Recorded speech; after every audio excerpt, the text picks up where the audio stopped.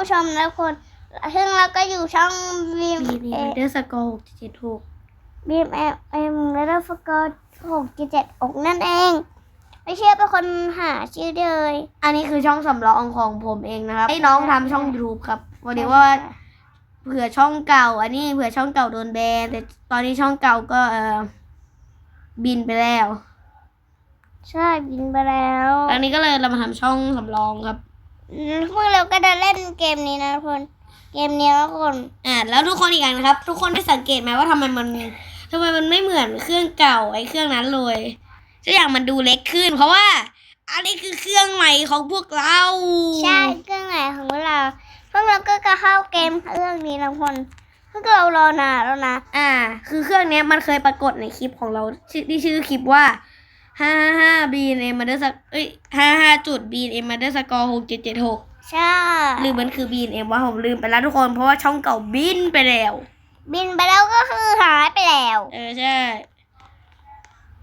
ทุกคนก็ดูช่องสำรองผมเล่นครับ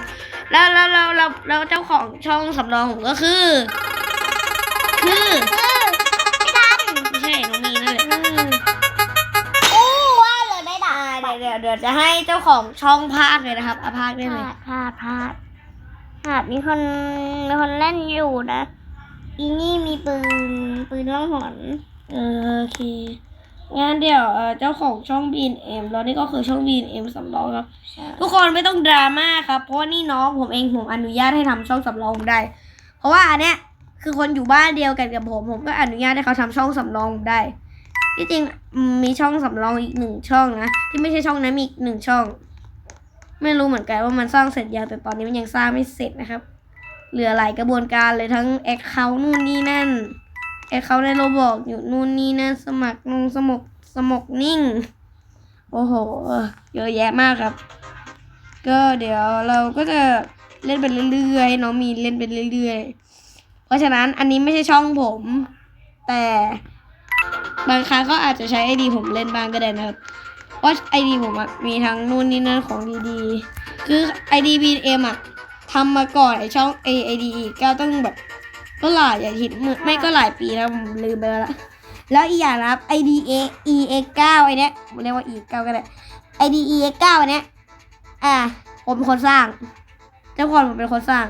ที่ผมเรียกว่า EX9 เนี่ยเอาชื่อย่อตรงนี้ EX9 แต่มันชื่อ MK ตั้งใหม่ติดอะไรวะเนี่ยกดออกดิทุกคนอยากเห็นหน้าตรงนี้เราไหมนี่หน้าตรงนี้เรานะคือเราก็หน้าเหมือนเลยนะเราหน้าเหมือนเลยนะทุกคนมันก็ไม่เหมือนนะมันไม่เหมือนแลบกับลิ้นไม่เหมือนนะเพราะลิ้นชมพูลิ้นสีชมพูลิ้นมันสีชมพูตรงไหนลิ้นมันสีชมพูกระแดงเราบอกหรือลิ้นแหละลิ้นในชีวิตจริงมึงก็ไม่บอกกูก็นึกว่าลิ้นในโลบอกเอาหน้าผมก็เผลอพูดคำหยาบไปนิดหน่อยแต่ผมไปแล้วครับบุยบ๊ายบายแล้วก็ขอจบคลิปไม่ใช่จบหยุดพักก่อนนะทุกคนซึ่งเราอยากจบคลิปมากหยุดพักพี่BNMไปทำเพื่อนะก็ขอสวัสดีท่านผู้ชมนะสวัสดีแล้วแต่สวัสดีทำไมทุกคนเมื่อกี้เสียงกระซิบนิดหน่อยครับเป็นเสียงบอกเล่าครับผมเติมความหัวเราะเฮฮาไว้ในคลิปนิดหน่อยโอเคไปแล้วบายจะบอยหุ่นพูดกับบูยบอยจบคลิปแล้วค่ะ